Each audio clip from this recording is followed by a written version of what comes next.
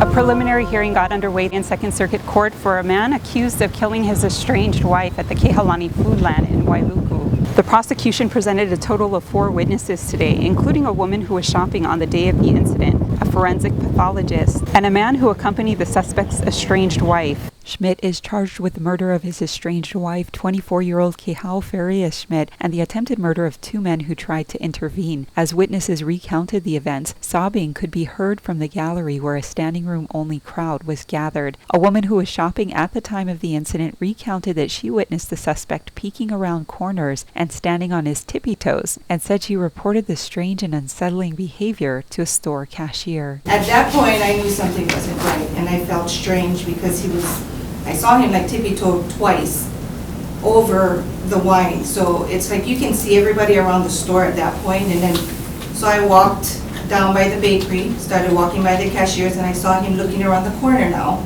And then I kind of tilted my head and I saw a girl and a guy there.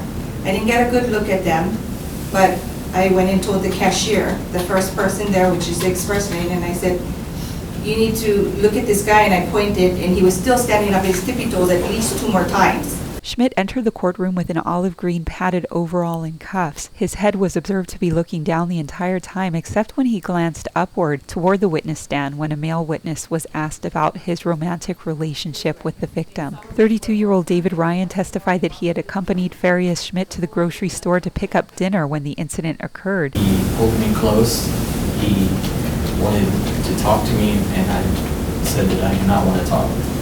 I told him 3 times that I do not want to talk. He then said man to man, dropped his items that he was in his hand, pulled out a knife. I broke his grasp and went to the right. Ryan said he witnessed the suspect pull the woman's head to the right and upwards, put a knife to the woman's throat, and cut. She was fading extremely fast. She had very short breaths and very few and far between.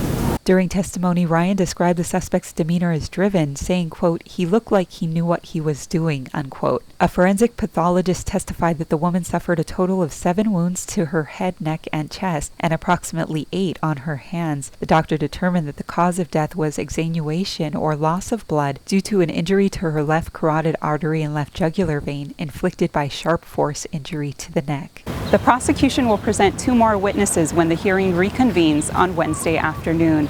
For Maui Now, I'm Wendy Osher.